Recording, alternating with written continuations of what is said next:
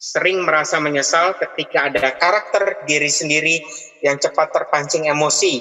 Akhirnya ketika anak nih bertingkah nyeleneh, emosi kita salurkan ke anak.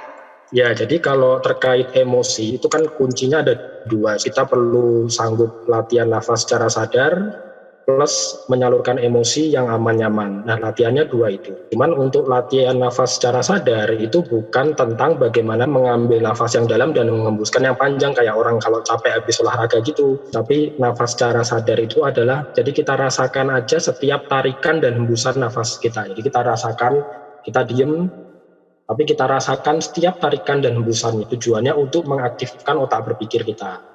Karena saat kita emosi, itu yang bekerja biasanya otak reptil. Nah, otak reptil kita biasanya responnya kalau nggak melawan, lari. Jadi manusia itu punya otak mamalia, otak berpikir, otak reptil. Kita emosi, yang bekerja otak reptil, otak berpikirnya off. Nah, sama halnya ketika kita dengan anak-anak.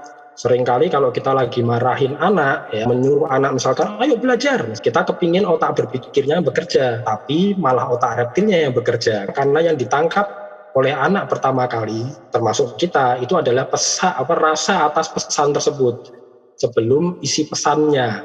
Jadi ketika suruh belajar tapi pakai dimarahi, maka otak mamalia mengirim, nggak enak nih, yang disuruh kerja otak reptilnya. Nah, ketika otak reptil bekerja, wujudnya adalah melawan atau lari. Akhirnya jadi ada anak yang memberontak, atau mungkin nggak bisa memberontak, cara memberontaknya adalah dengan cara diem kaku. Jadi nggak bisa mikir blank segala. Nah, itu juga yang terjadi sama kita kalau kita sedang emosi. Tujuannya nafas secara sadar, mengaktifkan otak berpikir kita. Jadi ibaratnya kalau dalam diri kita, tuan rumahnya itu pikiran.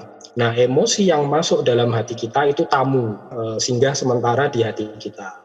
Nah, kalau otak berpikirnya nggak aktif, berarti si tuan rumahnya juga nggak aktif, berarti lagi off, berarti nggak bisa mengamati perilakunya kamu. Kalau otak berpikirnya aktif, maka si tuan rumah ini, pikiran ini bisa mengamati dinamika perilaku emosi yang terjadi. Si tamu ini enaknya diapain?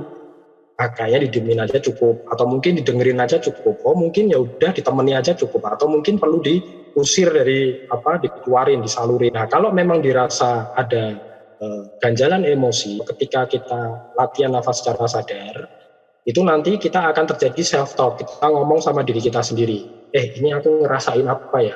Anakku tadi gitu, aku mesti gimana ya? Aku ada ganjalan emosi nggak?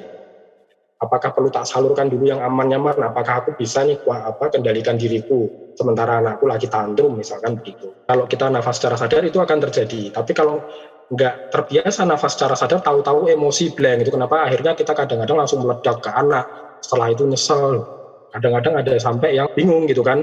Tadi aku kenapa ya? Aku habis apa? Ngomong apa aja lupa. Semuanya terjadi begitu cepat ya. Nah, cuman kalau latihan nafas secara sadar, jangan hanya latihan ketika kita sedang saat mau emosi aja, karena pasti telat. Sebaiknya belajar latihan nafas secara sadar ketika kita misalkan sedang memasak, ibu-ibu yang kemudian lagi di kamar, lagi nonton HP, nonton TV. Ya mirip orang kalau di Islam mungkin zikir ya. Kita lakukan aja, mengalir gitu sambil nafas secara sadar sehingga terbiasa. Sehingga ketika emosi tiba, kita sudah nggak kaget lagi. Kita sudah dalam kondisi nafas secara sadar. Ya. Kemudian kita salurkan emosi kita dengan aman-nyaman.